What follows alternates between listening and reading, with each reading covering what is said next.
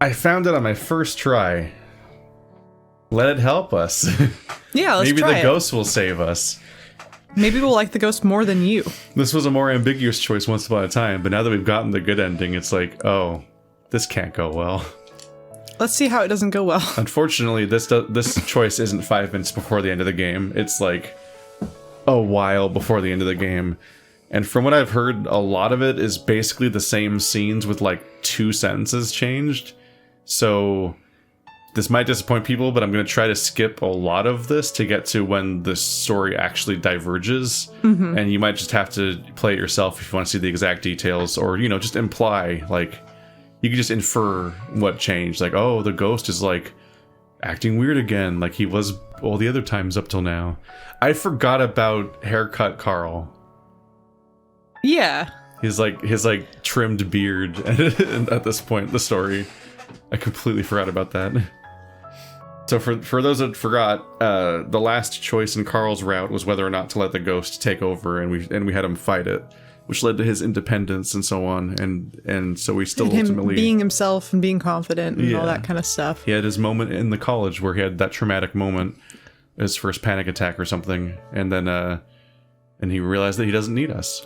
I think the reason we chose this one is because it wasn't necessarily that we knew which one would lead to the good ending. It was more so that we just foresaw that the choosing of the letting the ghost overtake him was gonna have bad consequences. Like we both got bad feelings from that choice in terms of its implications.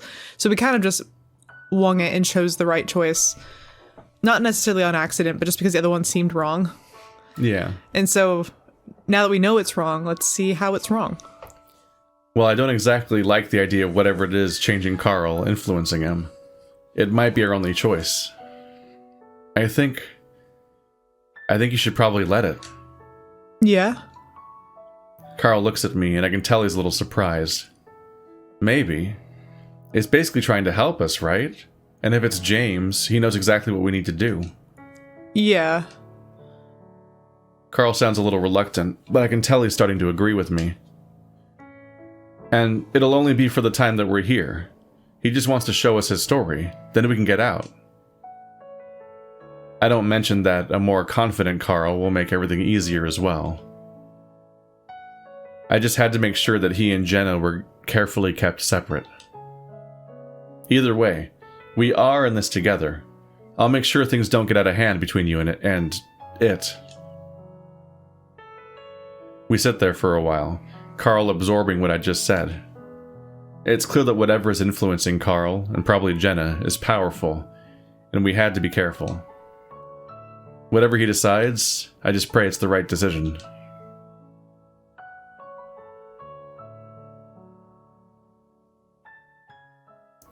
I wake up groggily, my head throbbing a bit from laying on the stiff pillow. Like the last time I woke up, it takes me a while to realize where I am. And just like that, I get a sinking feeling in my stomach when I realize where that is. I lay on my side, staring at the wall in front of me, watching shadows dance along the log bumps. It's depressing, though not as much as last time. At some point, I guess I realized that there wasn't much I could do. Just go with it and hope something comes of it. At least there seemed to be a goal in the mind of whatever had control of this. Whatever it was. Suddenly, I feel an arm slide over my hip and I stiffen. Carl breathes in the back of my neck. What's up? I shiver as he breathes against my neck. This is the sex song. From the credits, it's called Sex. It can't be this one. They use this one for everything. Nothing. Just thinking. About? A bunch of things. Carl suddenly squeezes my ass hard. I yelp and jump as he chuckles. Dude, what the hell? I whisper, trying to keep my voice down for fear of Raven and Jenna hearing. Especially Jenna. Carl doesn't say anything, choosing to nuzzle the fur on the back of my neck while he grinds his hips against me. I guess it's okay, since we sort of made things official? last night? Still, his behavior feels like it's coming out of nowhere. Are you okay? He chuckles. Yeah, everything's fine now that I got your tight butt here in front of me. I turn my head and squint back at him. Are you acting like this because of James, or because you're just trying to be more confident? Carl just gazes back at me with half-lidded eyes before he starts waggling his brows. Oh, that's how you would. Yeah, that's how you find a mate right there. You do the brow wiggle, gets him right away. I turn away again and lay my head on the pillow. Well, I think you're trying too hard. Just let it come Carl dives in again and starts nuzzling my neck, running his hands over my body. I writhe and try not to laugh, but it's no use. Instead, I'm letting out full-on guffaws. Wait! Stop! He doesn't let up, though. It's not until we hear voices drifting up from downstairs that we do stop. It sounds like Raven, but I'm pretty sure he's talking to Jenna. It'd be distressing if he wasn't. Yeah. Because who else? I roll to my back in Carl's arms and turn my head to him. We gotta keep it down. I'm reminded of our situation when I see some flakes of blood around Carl's nose and the big splotches on his shirt. I guess we're being a little loud. Yeah. How's your nose? Carl automatically raises a hand to touch his nose. Meh, I'm fine. Alright. I lay there in silence a few seconds, feeling like the moment is kind of ruined. I look again at the walls, remembering that we should be looking for something instead of messing around like this. Looking for something? Not sure. Hey, we should be finding something, right? Carl lazily starts drawing circles on my chest with a finger. Oh, he's no help at all. He is no help. We made him do this because we thought it'd be helpful, and he just wants to fuck us. It's been decades. You'll do nicely. I mean, didn't that ghost, ancestor, whatever it was, tell you that we needed to find stuff? Carl rubs his nose. Yeah, in the last place we were in, at least. I guess it would be the same for this place, right? Unless it was what we already burned up. Yeah. Carl lays there quietly, thinking. Well, I think I might try to look downstairs. You want to stay up here and look around? I guess. I want to get the other two to start looking too. The threat of Jenna hangs heavy in the air, and the way we're both obviously avoiding it makes it all the heavier. What about your ankle? I flex it around. The twinge is a lot less sharp now, though the stiffness still feels worse. Hey, at least he has feet. For now. Yeah. I think I'm okay. Let me try it out. You're not okay. You're gonna need physical therapy to get through this. Okay, this seems new, but also I got a little too far forward. Now this is the furthest I can go back, so I think this leads somewhere new. Because this was the part where this is where Jenna was attacks flipping with out. knife. Yeah, she was flipping out and she was going to attack with the knife. But instead of playing out, instead of having a choice that leads to Chase's death or not, it has different events happening, and I think this branches somewhere. But we'll see. Through the tears, I see Carl dancing around, dodging back and forth as Jenna swipes at him with a knife. I'd go further back, but the back button doesn't work anymore, because I had to press back a lot to get back here from where I went. The laughing is coming from Carl as he leaps out of the way with a nimbleness I've never seen him have. Whoops, almost had me there. Carl easily ducks around another slash from the fox. Jenna, on the other hand, isn't saying anything. Instead, her eyes are locked on Carl, teeth grit with what looks like foam gathering at the corners of her mouth. I suddenly comprehend what I'm seeing. One of my friends trying to kill the other. Jenna! Jenna, stop! I push myself unsteadily to my feet, trying to limp after them. But it's not much use. They're both moving so fast away from me, around me, as they continue their little dance. Even Raven seems too shocked to move, backing away as the two fight past him. Carl! Jenna! I look around for something.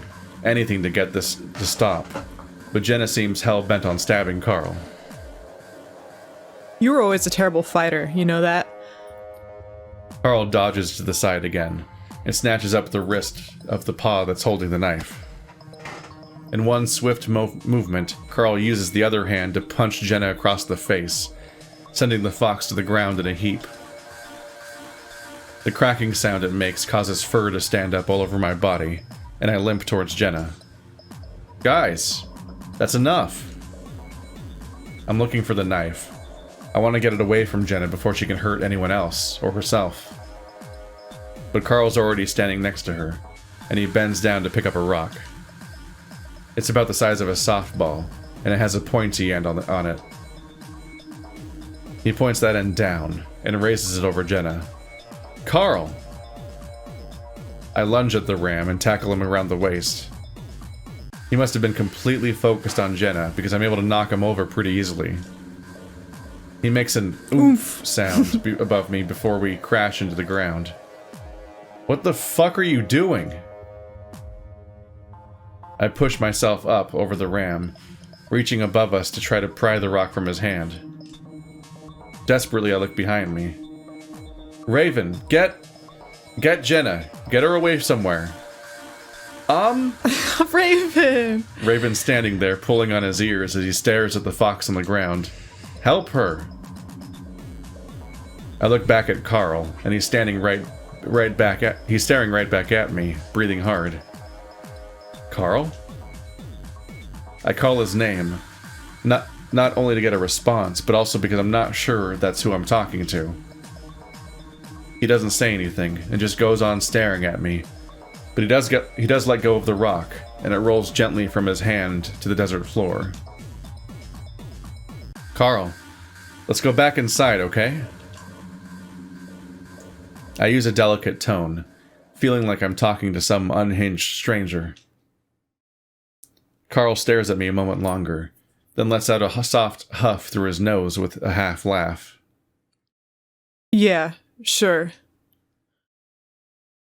You're done, right? Yes. I'm gonna let you up, and we're gonna go back in your house, okay? Yep. Slowly, I get up, standing in the way of Jenna, in case Carl goes for her. I look back at Raven. Pick up the knife. Throw it into the desert or something. I lower my voice, stepping back a bit so I can lean toward the husky, even though I feel Carl's eyes are on me. Take her down to the basement, and I'll take Carl upstairs. We'll figure something out later, okay? It's like quarreling toddlers. Oh, okay. I turn back to Carl, then reach my hand out toward him. Dude, my ankle's so fucked. Could you help me back to the bedroom? Carl lets out a grunt, then another half-laugh snort. Sure. He reaches out to me, eyes glancing down at the crumpled fox as he does. I can hear Jenna stirring a bit, so I gently push into Carl to hurry our trek back to the mansion. I glance back a few times, the last time I see Raven crouching over Jenna, mouth moving as he talks to her. As soon as we enter Carl's parents' bedroom, the ram leaves me to stand next to the bed. You going to sleep? Carl turns away from me and starts to walk around the room, looking at the walls, the lights, even under the bed. Maybe. I'm not really tired, though. Instead of sitting on the bed, I limp toward the balcony to look out the glass doors. I just barely catch a glimpse of Jenna and Raven moving toward the mansion, Jenna leaning on the husky for support. I watch them disappear underneath the balcony. Carl, I don't know what we're gonna do. I turn to look at him. Were you really gonna hit her with that rock? Carl pauses, glancing at me. No. I was gonna hit her arms, make it hard for her to go after us again. I frowned, since I can't really remember if it looked that way. I don't think it did. He seemed to point it right towards her head. You could have hit her arms with the blunt part. You don't need. It doesn't have to be the sharp part. Yeah. Either way, it's fucked. Thinking about having to incapacitate one of my best friends. Carl starts to open the drawers in the dresser before slamming them shut with a loud snap. Are you looking for something? Carl doesn't answer, instead pulling the drawers completely out of the dresser instead. Carl. What are you doing? More silence. Carl. What? Carl snaps at me. I shrink back for a moment, then glare. Don't yell at me. What happened out there? Carl turns back to the dresser, sticking his head inside the opening where a drawer once was. His horns clack around against the wood. He tried to stab me. What else is there to know? I sigh, looking down at my ankle. I'm startled at how swollen it is now, unrecognizable. I wonder if a sprain can be bad enough that it needs to be amputated. That's funny considering the last story that you went through, Chase. I try not to think about it and move to the bed, sitting down gingerly. Carl makes his way over to the bedside table next to me. I'm talking about the way you were acting, how you were laughing and stuff. Carl shrugs his shoulders, made vague by the way he seems to be wrestling the table out of its corner, looking behind it. The whole thing's ridiculous, isn't it? Gotta lighten the mood with humor sometimes. While she's trying to stab you? Another shock at remembering the attempted murder, though it's duller. Carl yanks the drawer from the table violently. What are you doing? Looking for bullshit notes. That's why we're here, isn't it? I reach out and grab Carl's arm, at which he freezes and finally looks at me. I swallow, trying to think of how to phrase this. Carl, are you anymore? Of course I'm me. The ram pulls his arm away from my grasp. I shake my head. We know Jenna isn't. I guess in a weird fucked up way she was gonna snap eventually, but... Carl keeps rummaging around and I wonder if he's listening at all. And I could sort of tell you weren't either, but now I'm just having trouble seeing you at all anymore. Carl finally sets the drawer down, looking around the room. He wipes his hands off on his shorts, then slowly moves closer before sitting down next to me on the bed. I'm still me. We're all just under a lot of pressure right now. You know, dude? You know? Dude? Dude.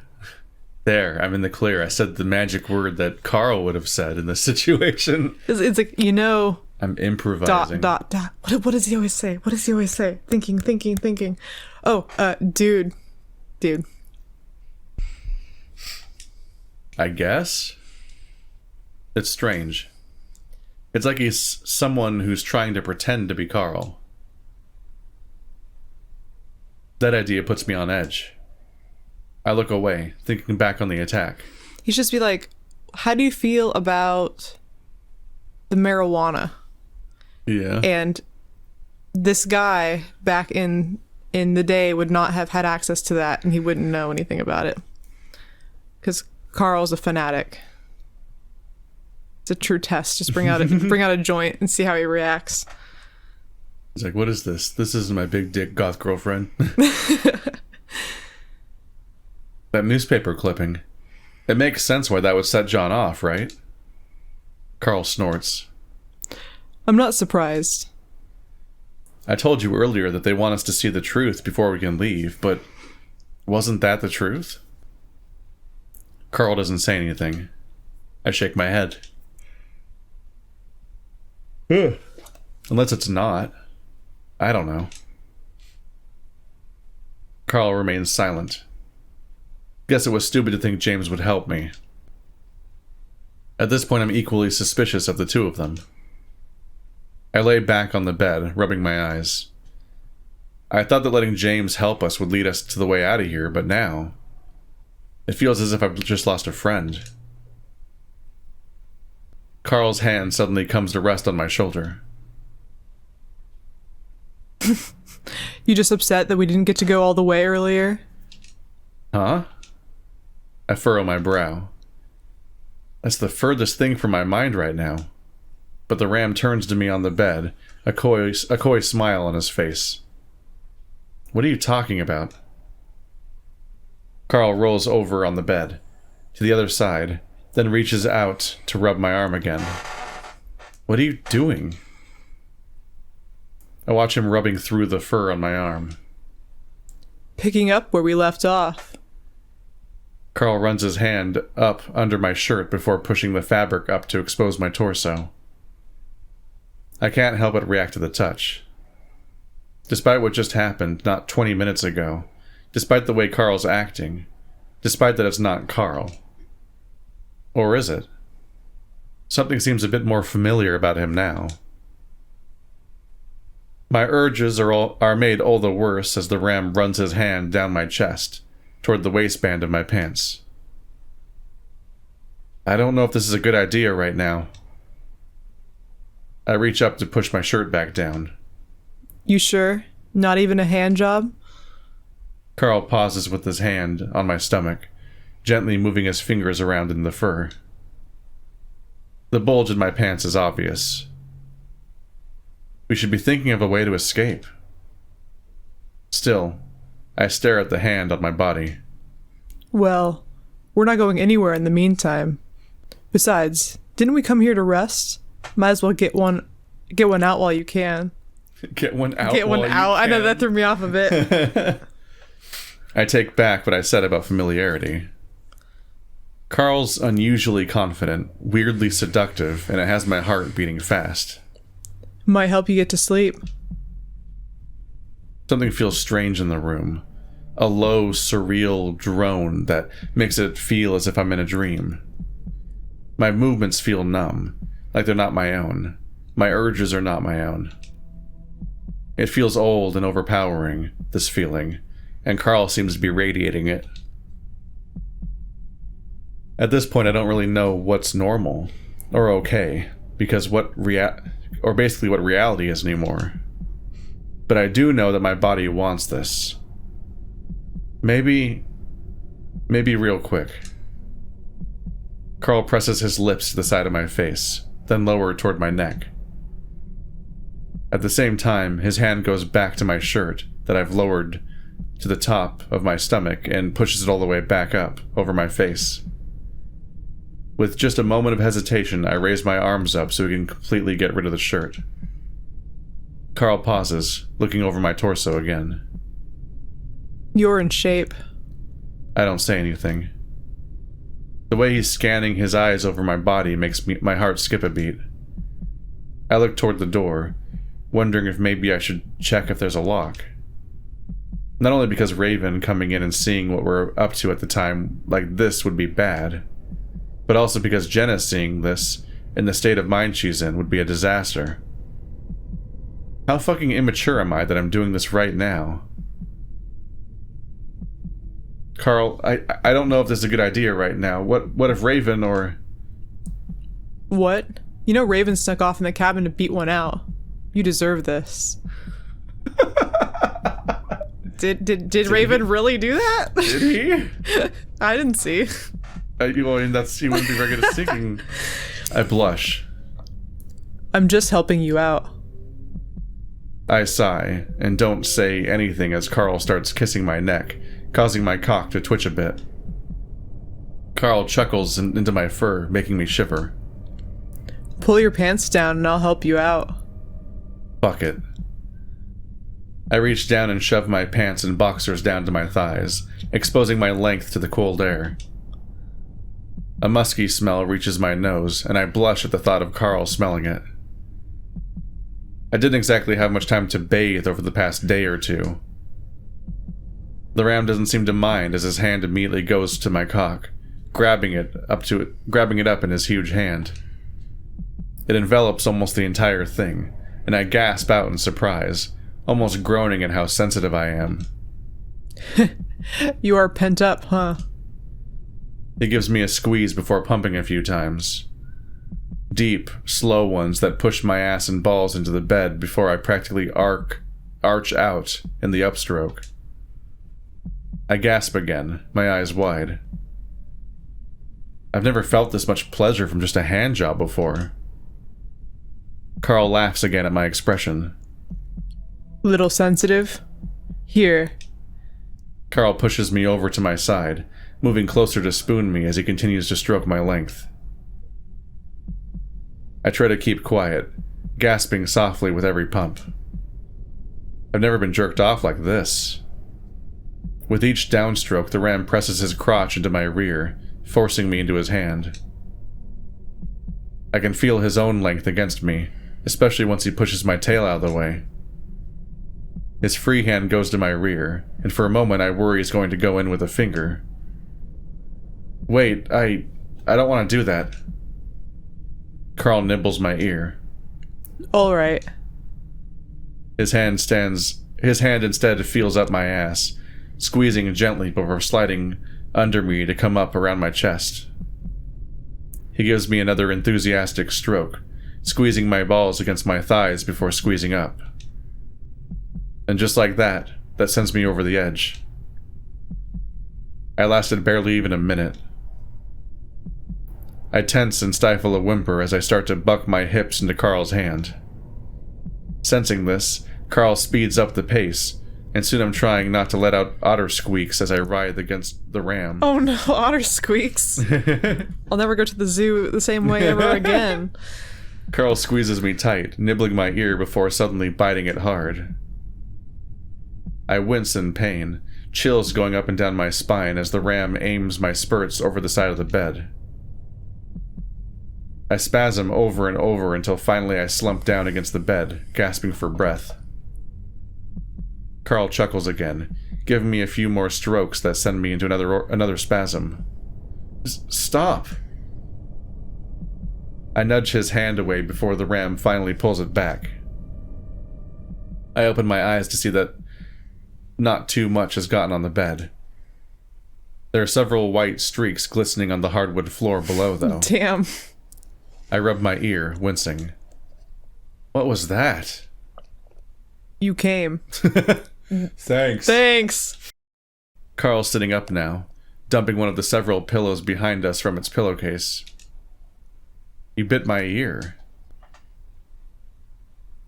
I pull my hand away to see that it's not bleeding, somehow. Carl shrugs. Oh yeah. Some people like that. Guess you don't? No. I frown at how nonchalant the ram is.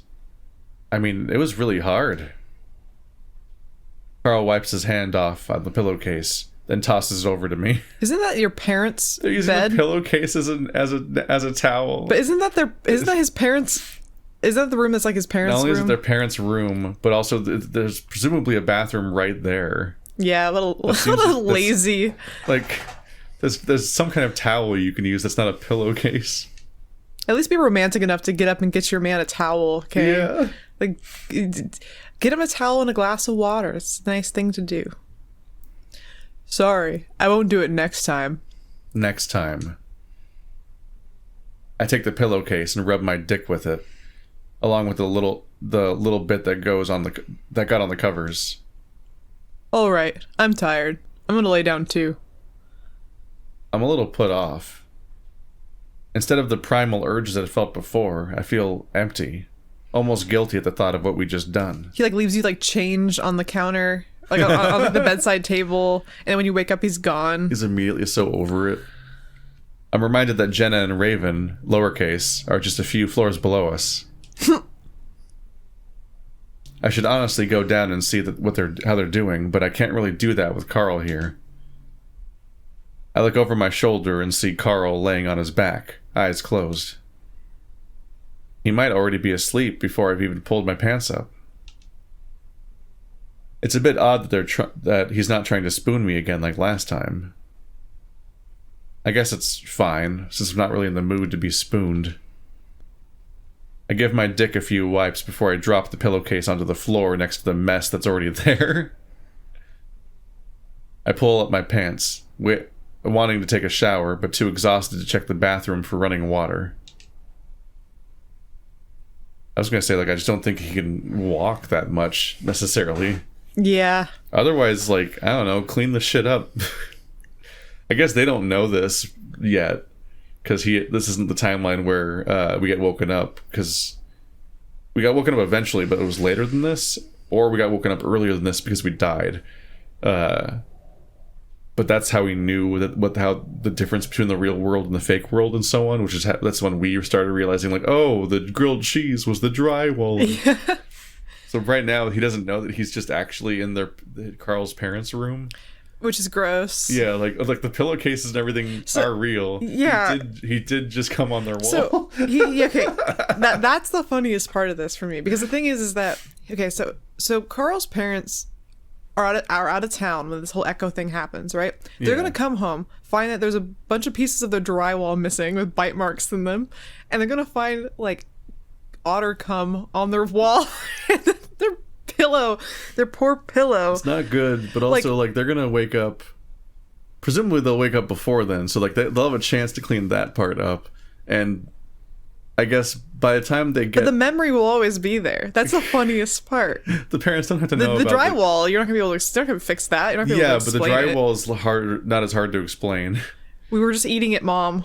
Well, it's because you got to remember that by the time they get back, it's a well-known incident. All of Echo's fucked. Like all of Echo is so much worse that the drywall is like the least of their problems. Like, what the fuck?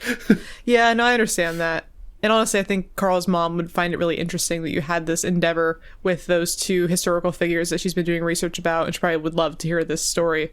But just not the part with her son and his, quote, best friend fucking in their beds. I lay on my side, idly wondering if maybe I should go downstairs, since Carl seems to be asleep, but... But you fall asleep too. Oh, God. I was not expecting that sound. A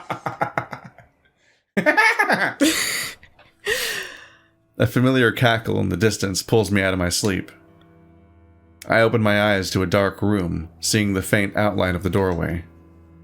Is it nighttime? Does time move in this place? I sit up in the bed, looking around. It's dark, but I can see the outlines of the dresser and the bedside table, along with the empty bed I'm in. Where's Carl? I swing my legs off the bed and feel lush, fuzzy carpet. My heart leaps in my chest. Am I back? I don't want to get my hopes up because of what happened last time, but this place looks exactly like Carl's parents' room. Didn't it last time? I reach out to the lamp next to me to feel around for a switch, but it illuminates the moment I touch it. And that's when I see the outline of a small person in the hall. I jump, eyes staring out into the dark hallway. A small fox stares back. I have enough time to see the overalls, a white shirt, before suddenly he turns and vanishes into the dark. I hear the patter of his footsteps down the hall, then down the stairs, before it fades off into silence. I'm backed up against the headboard, heart hammering in my chest, staring at the dark rectangle. Quickly glancing around the room again, I don't see Carl anywhere. Slowly I push myself out of bed and pad around to the room, keeping an eye on the door in case the fox came back. I glance out the glass doors as I pass them, to the dark balcony. I can't see anything, though I do see specks of light down in town. From what I can see, it looks normal as well. Swallowing loudly, I move towards the hallway. Something seems to be pushing me forward, toward the darkness. I look into the hallway, down toward the stairs, but it's completely black. Moving my hand up and down along the wall for a light switch, I hit one, and I'm almost blinded by the bright light that shines down at me. I shield my eyes as I force myself to watch the stairs, but again, I see nothing. Swallowing again, I force myself forward, toward the stairs, and finally down the stairs. I try not to blink, eyes wide, watching for the little fox. I don't have my hopes up that this is real anymore. After seeing the fox boy, I know I'm still not in reality, at least not all the way. Well, maybe I am back, but those things from the other side have crossed over a bit, and that's what I saw? I'm in the kitchen when I suddenly see a set of horns in the darkness, moving towards the stairs before they disappear. Carl? I hurry toward the stairs, feeling again along the walls for a light switch. I hear clopping at the bottom, along with voice. Small, childlike voices. Stumbling down the stairs, I call out again. Carl?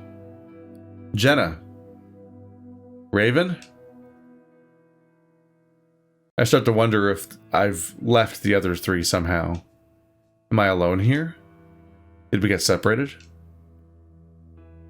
Soon I'm running through the basement hall, towards the sound of voices. He never notices that his foot's okay whenever he's not in reality.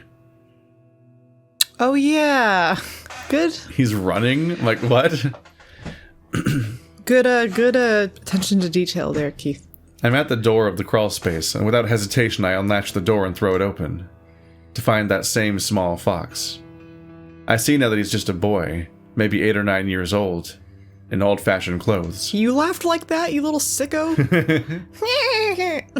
Oh man, if I met a kid that laughed like that, I'd smack him right across the face. Like, don't ever laugh again. I hate foxes. He stares at me, stoic and unmoving. I stare back in silence. Then I see something. 2 towering horns materialize above the boy, and I see Carl's face. And then arms close around the fox's throat, and the boy opens his mouth to scream. Oh. I jolt awake in Carl's parents' bed. I'm back. It's bright again. And I look around to see the hardwood floor, the bunched-up pillowcase on the bedside table. But Carl's not there. There's just screaming. Help! Stop! The sound is distant, coming from downstairs. Raven was that baby. Oh, Raven's always a baby. My body is filled with adrenaline, both from the dream and from the screaming that I suddenly realize is very real. I jump up from the bed and suddenly go down to my knees as my ankle screams in agony. I have no choice though, and I force myself to my feet, half hopping, half limping my way, and through the hallway. It's easier now that I've got walls and rails I can half support myself on. My heart thuds in my chest. I'm still bleary and confused from being asleep just 30 seconds ago. What I do know is that I have to help Raven, and probably Jenna too. I don't have time to dwell on the realization that I've made a stupid mistake going to sleep, not keeping an eye on Carl. No! No! No! Stumbling through the kitchen, I hear the screams coming from down the flight of stairs to the basement before being cut off suddenly. I feel my heart sink as I limp and jump to the stairs, practically falling down the stairs to the basement below. I squint down the hall, unable to see clearly in the darkness. What I do get is a vague sense of movement in the dark, to the left. I move blindly in that direction, not sure what I'm going to find, or what I'm going to do. Carl? I feel along the wall, then I feel nothing as I find a doorway. Reaching out for a light switch, I flip it on, and see that I'm in the weight room. And there's blood on the floor. I stare around at in horror at the 3 big splotches, and as I stare at them, I think I even see them spreading. I go down to my knees, not even feeling my ankle at this point. I stare hard at the floor, looking around but not seeing anyone. Jenna? Raven? I call out their names in a hushed whisper. Footsteps. I'm hit harder than I've ever been hit in my life. The cold concrete on the ground meets my face as my limbs go out from underneath me.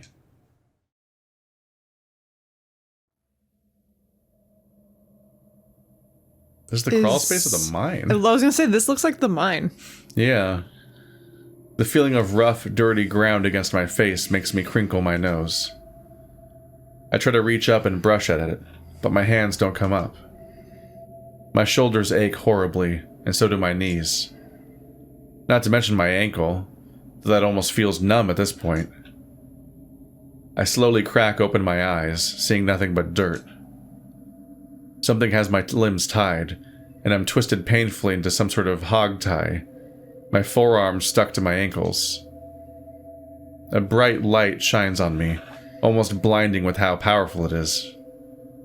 I can hear it droning on, a fluorescent buzz that tickles the nape of my neck.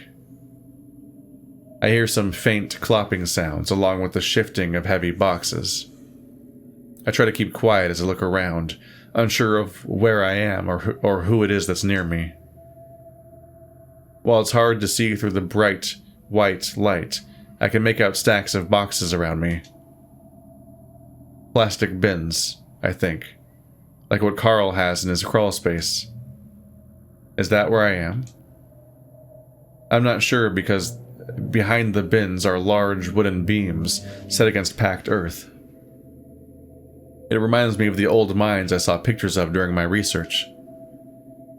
The ceiling is way too high to be the crawl space as well. All the while, I can hear little giggles, whispers, and shushing sounds. There are patters of little feet underneath the louder clops. Slowly, I remember what happened earlier, the splatters of blood, the footsteps behind me. I look up towards the sounds of the clopping and see that big form of a ram shifting boxes around, throwing lids aside. Carl? It sort of looks like him, but he seems bigger, more shaggy. I shift my gaze to the darker corners of the room we're in, and I gasp as I see a pair of eyes staring back at me from the darkness. A little fox, and what looks like a small grin below the eyes, just barely visible.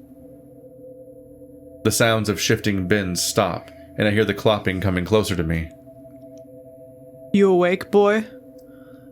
I flinch, but pretend to be asleep anyway, not moving until the ram suddenly crouches by my head, causing me to cringe again.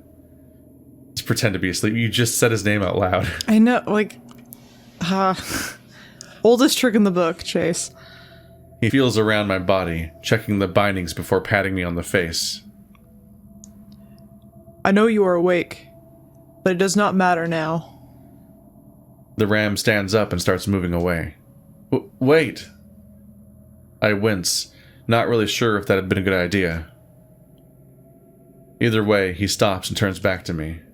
Oh no, Carl! That's a lot more blood. I look up at the ram, though it's hard with the way he's outlined in the incredibly bright light. Fight Club, where it's like, is that your blood? Some of it. It could actually be that light, but he definitely looks different. Much bigger, his horns wider and more grown out. What? His voice is different too. Deeper, more resonant. This isn't Carl anymore, but I guess I already know that. What happened? My voice sounds tiny and weak in comparison to the big ram. What do you mean, what happened? Carl, James, sets back to moving around bins, opening lids, tossing stuff out. Where's Raven and Jenna? You mean John?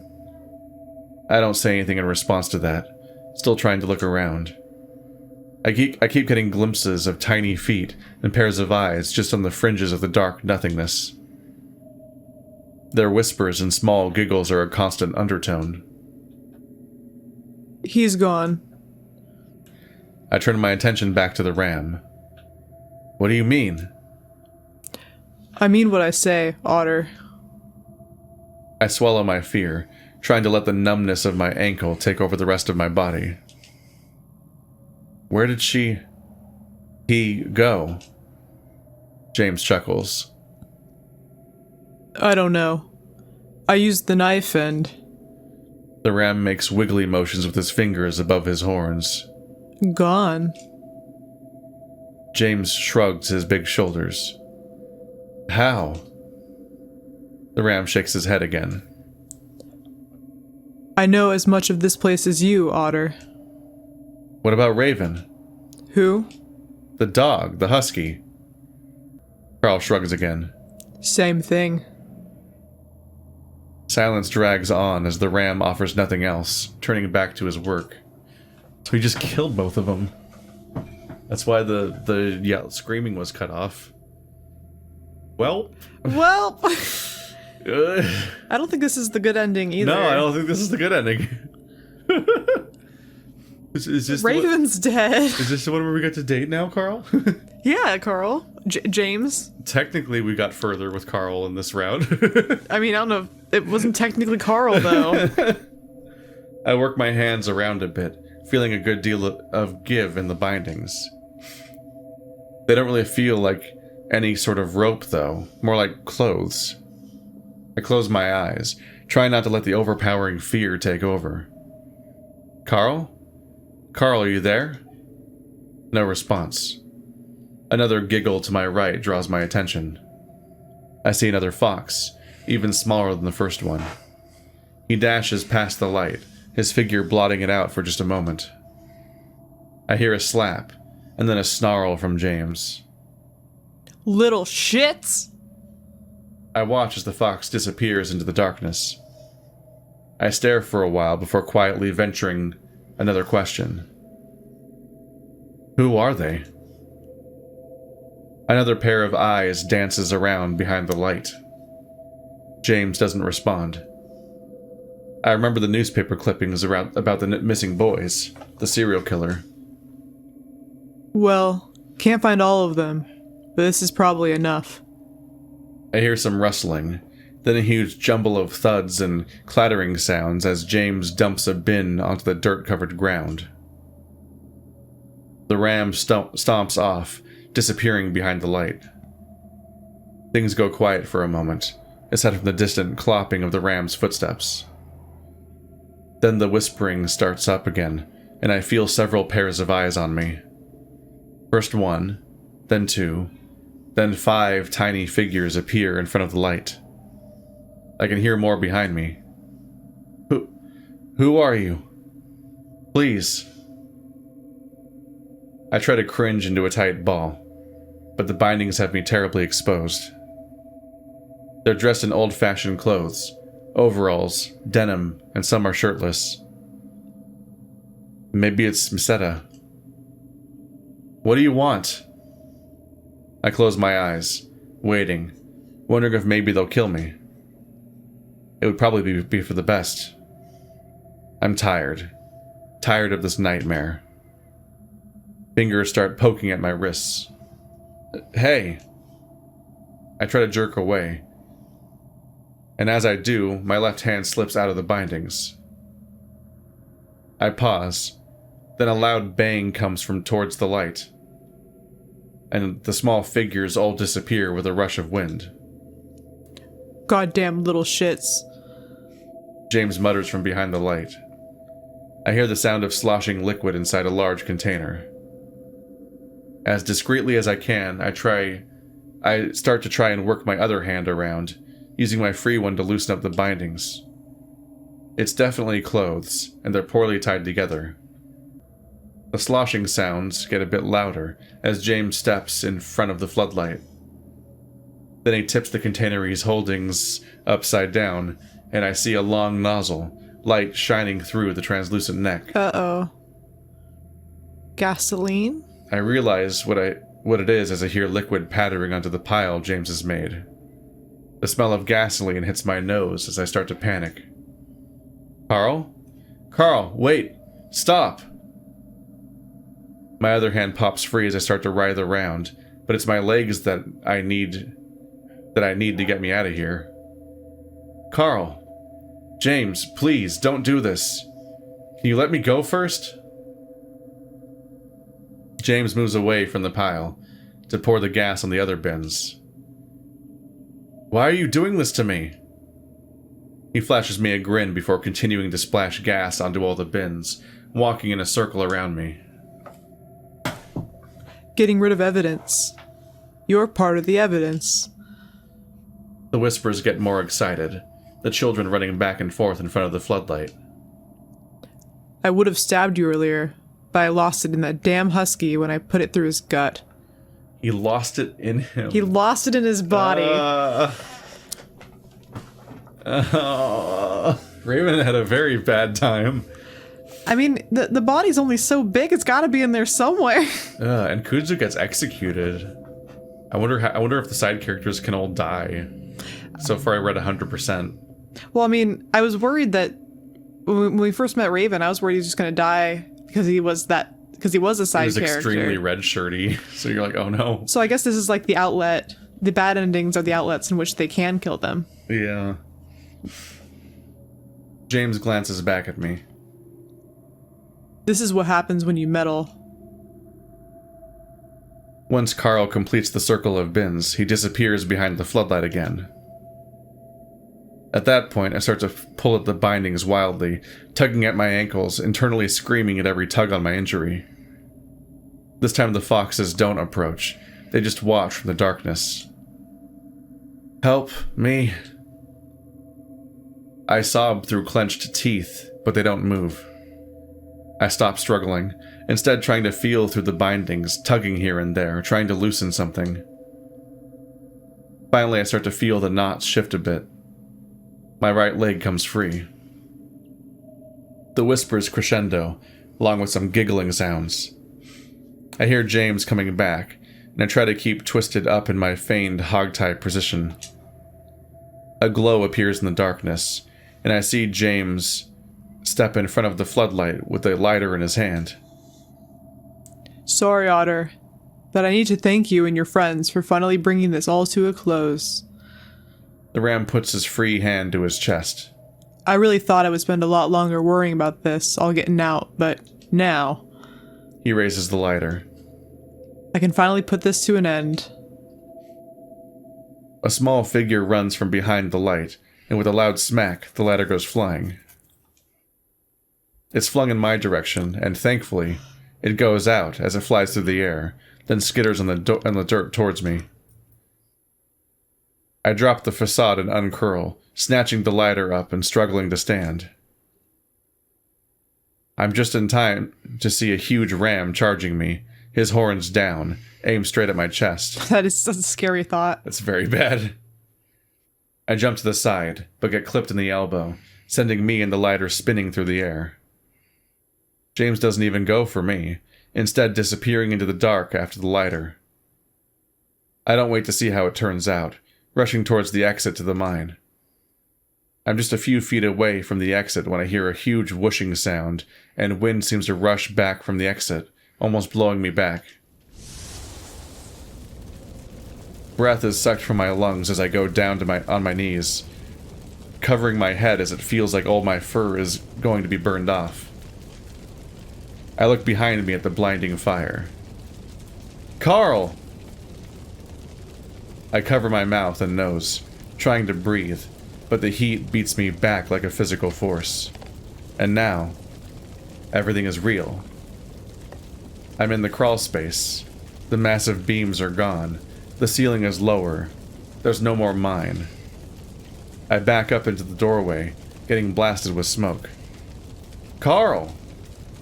I scream as loud as I can, all while I'm still moving back. And then I see the familiar horns, and Carl appears from the smoke and flames, singed but alive. He charges at me, and I see the rage in his eyes. I might be back in the mansion, but Carl isn't. I back away into the basement, out of the crawl space, ducking low as smoke billows over me. It looks like Carl's coming after me, but just as he reaches out, little tiny paws grasp around his waist, his chest, and his face, pulling him back into the crawl space. Carl reaches out, latching onto the door frame, snarling with rage. His eyes are wide, spittle flying from his mouth as he fights to pull himself from the grasp of the small foxes. I watch and only hesitate for a moment before I reach out to grasp one of Carl's hands. He may be possessed. He may have tried to kill me, but my friend is still in there somewhere. And there's no way in hell I'm willing to let him burn to death. I lean back, pulling the ram as hard as I can, getting a face full of smoke as I stand to get some leverage. Carl, or James, grunts and growls as if unsure what to do. The little hands hold firm, though, pulling him back into the flaming pit behind the ram. I get weak, my lungs screaming in the smoky air, feeling my limbs start to give out. And then something gives, but it's Carl. The hands pull through him, and something large and transparent gets pulled out. It flies back with a howl, and Carl flies forward into me. The door goes closed with a snap. I fall back with a crunch, my already hazy mind almost blacking out as the ram falls on top of me. They got the ghost out of him. Oh, look at that fire. His house is fucked. Yeah, his nice fancy mansion is fucked. The following events are a blur to me. I remember seeing Carl staring down at me, yelling my name. I remember a blind stumble through smoke, a dark basement, crumbling stairs, and 2 sets of bloody footprints through the kitchen and out into the night. We follow them. And then, sitting in the desert, my head in Carl's lap. Oh, they're alive. I figured, well, when that happened and they split in half, I figured, or Carl split from his ghost. No, I mean Jenna and Raven are alive. Oh shit! They just followed bloody footprints out of the basement. Oh. And he even kept saying that they're gone when he cut them with a knife. And then that's how he lost the knife Raven. Because Raven left with it in his gut. And when Raven when Chase found Raven and Jenna, he just found 2 pools of blood or 3 pools of blood. Yeah, he never found their body. Yeah, that's true. Because they were gone, because they disappeared from this world the way that people do when they suffer physical trauma, apparently. Because that's how Chase was gone. Yeah. So Carl just stopped seeing them after cutting both of them. And he might have gotten rid of John successfully, and also Raven's got a knife in his gut, so he's having a bad time. That's a problem, yeah. But that's whose footprints they're following. And then sitting in the desert, my head in Carl's lap. I watch his eyes glitter on the dancing firelight. His eyes are blank and far away. I reach up to touch his face, say thanks somehow. He doesn't look down. His eyes stay empty.